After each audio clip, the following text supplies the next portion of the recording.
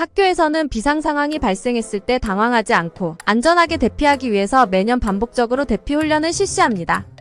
대피훈련은 크게 화재 대피훈련, 지진 대피훈련으로 나누어집니다. 오늘은 각각의 대피훈련에 올바르게 참여하는 방법을 알아보겠습니다. 먼저 화재 대피훈련에 대해서 알아보겠습니다. 화재 대피훈련은 화재 발생 시 빠르고 안전하게 대처하는 방법을 배우고 익히기 위해 실시합니다. 화재 대피훈련의 단계는 다음과 같습니다. 1단계 화재 경보 확인하기. 화재가 발생하면 경보가 울리거나 누군가 화재를 알립니다. 이때 화재의 위치와 상황을 파악하고 곧바로 대피할 준비를 합니다. 2단계 교사의 지시에 따라 질서 있게 대피. 대피할 준비를 마치면 교사의 지시에 따라 질서 있게 줄을 서서 신속히 안전한 장소로 대피합니다. 3단계 문을 닫고 나가기. 화재 발생 시 연기와 불이 퍼지는 것을 막기 위해 문을 닫고 나가는 것이 중요합니다. 실제 화재 발생 시에는 문을 만져보고 뜨겁다면 문 뒤쪽에 화재가 있다는 신호이므로 다른 출구를 찾아야 합니다. 낮은 자세로 대피. 화재 시 발생하는 연기는 공기보다 가벼워 위로 올라가기 때문에 낮은 자세로 대피해야 합니다. 연기를 마시지 않도록 입과 코를 옷이나 손수건으로 막고 최대한 허리를 숙여 이동해야 합니다. 5단계 계단 이용하기.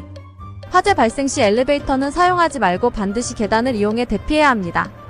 엘리베이터는 전기 공급이 차단되거나 고장날 경우 안에 갇힐 위험이 있기 때문입니다.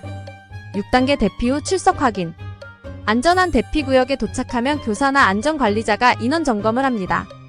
이때 빠짐없이 자신의 위치를 알려 모두가 안전하게 대피했는지 확인합니다. 다음으로 지진 대피 훈련에 대해서 알아보겠습니다. 지진 대피 훈련은 지진 발생 시 안전하게 대피하는 방법을 배우는 훈련입니다. 지진 대피 훈련의 단계는 다음과 같습니다. 1단계 지진 발생 경보를 듣고 몸을 보호하기. 지진이 발생하여 건물이 흔들리기 시작하면 즉시 몸을 낮추고 책상이나 탁자 아래에 숨습니다. 이때 떨어질 위험이 있는 물건, 창문, 조명, 책장 등으로부터 멀리 떨어집니다. 특히 창가 근처는 유리가 깨질 위험이 있으므로 피해야 합니다.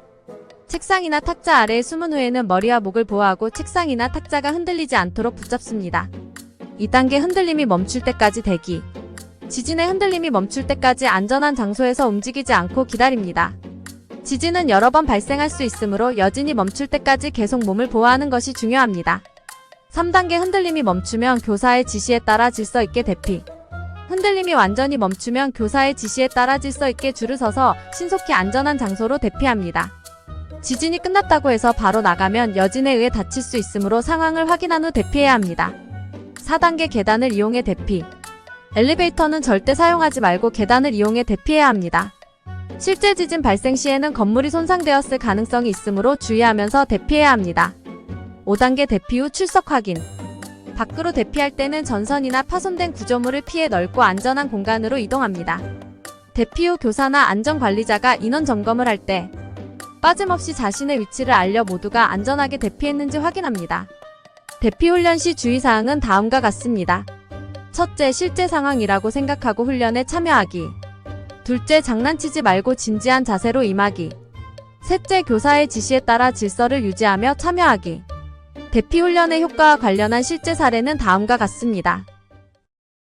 충남 천안의 초등학교에서 큰 불이 났습니다. 900명이 넘는 학생과 교사가 있었는데요. 다행히 침착하게 대응해 모두 무사히 대피했습니다. 김태영 기자입니다.